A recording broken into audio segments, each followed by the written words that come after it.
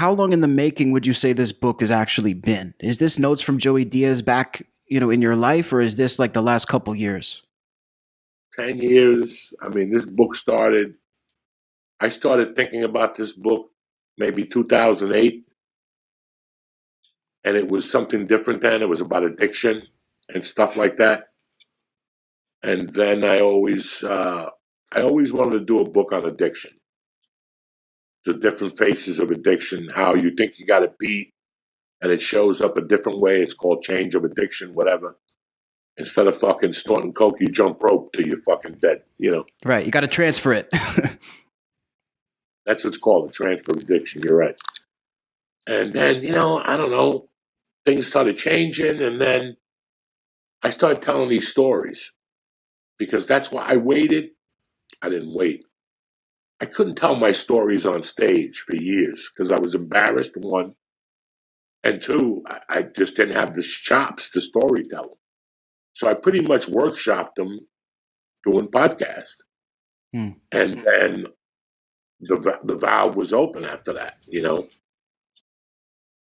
So when the story seemed interesting and stuff like that, and people would ask me creepy questions, I was like, yeah, maybe I should write a book.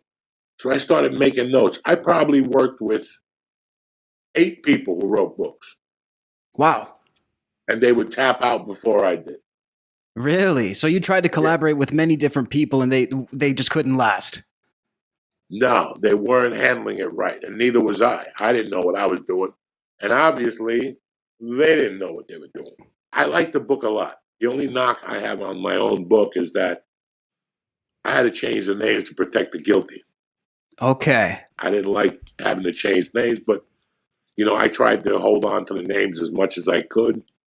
There was some names we just could not use. But, and I also gave in a couple stories that the law department didn't think it would be appropriate. Like I always said, I always had 1,000 stories, but 2,000 of them I couldn't say.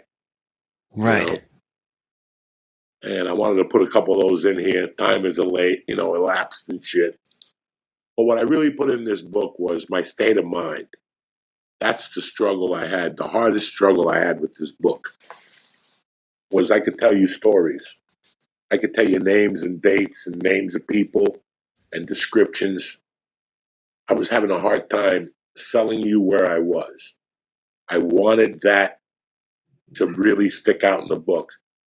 One of the lines I used from the book was, when I was 21 years old, I killed everything.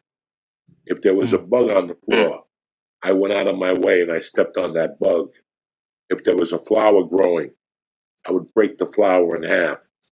If there was a chick, I would kick the chicken. That's anger.